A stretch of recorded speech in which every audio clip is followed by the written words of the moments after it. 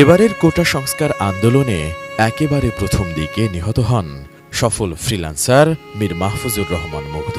Bangladesh university of professionals তথা বিইউপিতে পড়ুয়া এমবিএর শিক্ষার্থী ছিলেন তিনি। খুলনা বিশ্ববিদ্যালয় থেকে গণিতে স্নাতক শেষে উচ্চতর শিক্ষা গ্রহণের পাশাপাশি ফ্রিল্যান্সিং করতেন তিনি। সোশ্যাল মিডিয়ায় পরিচিত ছিলেন মীর মুগ্ধ নামে। দেশপ্রেম আর মানবতার চেতনায় উজ্জীবিত এই তরুণ জড়িত ছিলেন স্কাউটিংয়েও।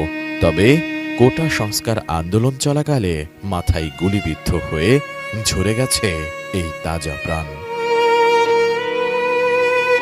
গুলিবিদ্ধ হওয়ার কিছুক্ষণ আগের একটি ভিডিওতে দেখা যায় ধোঁয়ায় আচ্ছন্ন সড়কে ছোটাছুটি করছেন শিক্ষার্থীরা। এর মধ্যে হাতে পানি ভর্তি বাক্স ও বিস্কুট নিয়ে ছুটছেন মুগ্ধ। ছাত্রদের ডেকে ডেকে বলছেন, পানি লাগবে কারো, পানি। ভিডিওতে দেখা যায় অনেকেই তার কাছ থেকে পানি পান করছেন।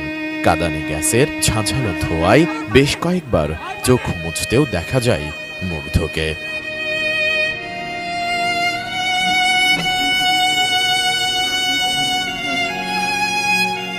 এদিকে মেধাবী মুগ্ধের মৃত্যুর শোক কাটিয়ে উঠতে পারছেন না পরিবার, পরিজন, সহপাঠী ও বন্ধুরা। সামাজিক যোগাযোগ মাধ্যমে স্ক্রল করলেই সামনে আসছে তাকে নিয়ে লেখা নানান স্মৃতিচারণমূলক পোস্ট। সহমর্মিতা জানিয়েও অনেকে লিখছেন, মুগ্ধ তিন ভাইয়ের মধ্যে মায়ের সবচেয়ে বেশি খেয়াল রাখত মুগ্ধ। কি লাগবে না লাগবে সবসময় মাকে দেখে শুনে রাখত। নিজে ফ্রিল্যান্সিং করে নিজের খরচ চালাত। আমরা মানসিকভাবে মেনে নেওয়ার চেষ্টা করছি, কিন্তু মা এখনো কেঁদে চলেছেন। আর বাবা তো কথা বলতে গেলেই ভাষা হারিয়ে ফেলছেন। এদিকে মর্মান্তিক ওই ঘটনার বর্ণনা দিতে গিয়ে মুগ্ধর সঙ্গে থাকা বন্ধু নাইমুর রহমান আশিক বলেন, কারো বিপদ দেখলে সবসময় ছুটে যেত মুগ্ধ। উত্তরায় ছাত্রদের ওপর হামলা হচ্ছে শুনে অন্য বন্ধুদের নিয়ে ছুটে যান তাদের পাশে দাঁড়ানোর জন্য। ওই দিন অনেককেই হাসপাতালে নিয়ে গেছি আমি ও মুগ্ধ। বিকেল ৬টার দিকে ছাত্রদের মাঝে পানি ও বিস্কুট দিয়ে সড়ক ডিভাইডারে বসে বিশ্রাম নিচ্ছিলাম। হঠাৎ রাজুক কমার্শিয়ালের সামনে থেকে পুলিশ গুলি করতে করতে এগিয়ে এলে সবার সঙ্গে আমরাও দৌড় দেই। হঠাৎ দেখি গুলি লাগাই সড়কে পড়ে গেছে মুগ্ধ। মুগ্ধদের গ্রামের বাড়ি ব্রাহ্মণবাড়িয়ায়।